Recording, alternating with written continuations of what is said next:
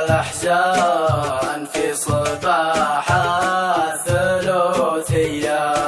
ادفن الشعر بالأكفان في ديار الجنوبية، خيمت خيمة الأحزان في صباح الثلوثية. واحسن الله عزا القيفان في دولنا الخليجية، خيمت خيمة الأحزان في صباح الثلوثية.